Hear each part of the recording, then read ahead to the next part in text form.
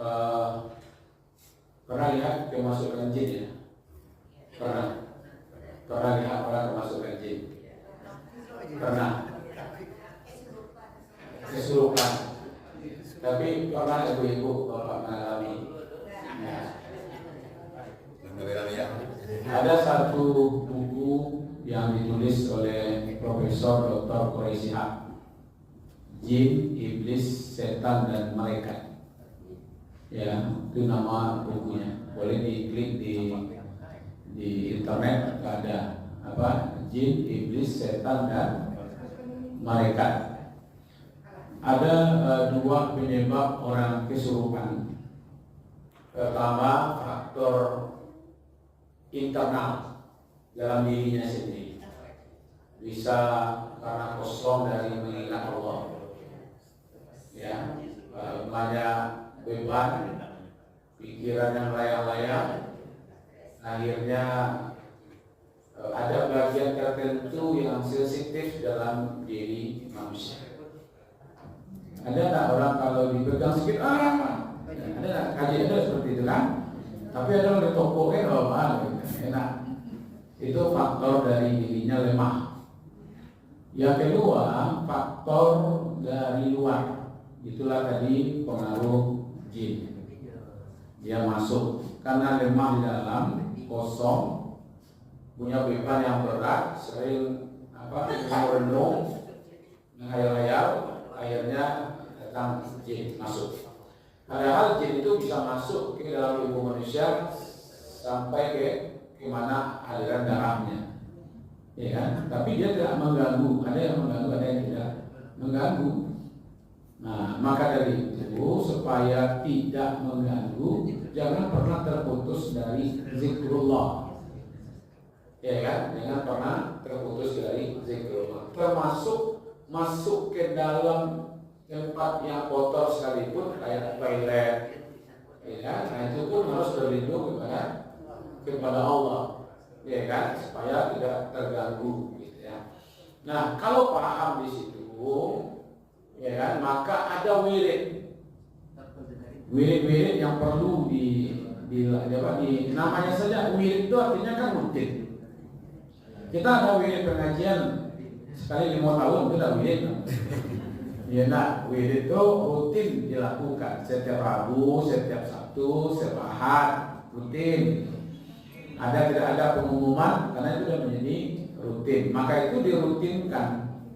Pertama, kalau ada yang mau catat silakan. Pertama, bertaus. Sering baca A'udzubillahi minasyaitonirrajim. Itu yang pertama. Karena dia atas, bawah, luar, dalam, samping kanan, samping kiri itu dilindungi oleh Allah. Karena setan itu akan datang kepada manusia dari depan, dari belakang, kanan, kiri. Tsumma la'atiyannahum min baini aydihim wa min khalfihim.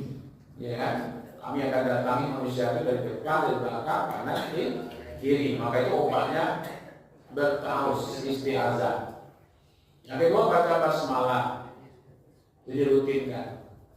Baca tadi dan tunjukkan oleh Buya kita surat Al-Fatihah, ya, ayat kursi, 3 ayat terakhir surat Al-Baqarah dari lillahi ma fis samawati wa ma fil ardh itu. Kemudian 3 surat terakhir,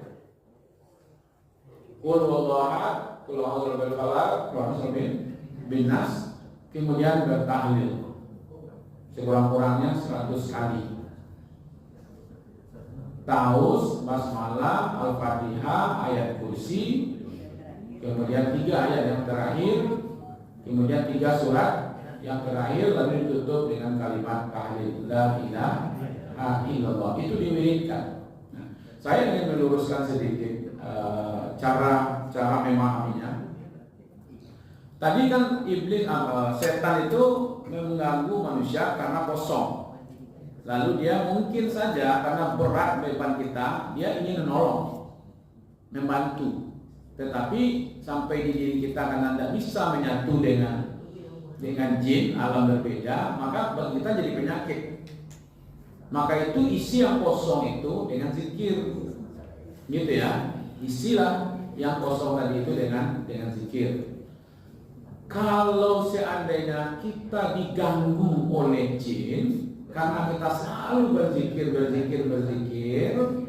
maka Allah melindungi kita dari gangguan itu. Nah, saya ingatkan lagi, bukan kalimat zikir itu yang melindungi kita, ya, bukan a'udzubillah itu yang melindungi kita, tetapi Allah. Nah, untuk mendapatkan perlindungan Allah itu, maka perlu direbut cinta dan kasih sayang Allah itu dengan apa? Bacaan zikir tadi itu. Jadi sama kalau Allah sayang karena malaikat sandang jawab, kalau ada yang mengganggu, pasti Allah dan malaikatnya itu akan melindungi kita. Begitu pola berpikirnya. Jadi bukan ayatnya itu yang menyebabkan, tapi karena kita sering membaca zikir, membaca ayat-ayat itu, maka Allah menyayangi kita, mencintai kita. Ketika ada yang mengganggu, maka Allah tampil memberikan pertolongan. Malaikat tampil memberikan pertolongan. Oh, sayang karena apa? Dengan dulu bilang, mengalah ada itu. Nah, jadi seperti itu ya. Karena anak tuh kita sayang kepada mereka. Itu yang untuk diri kita.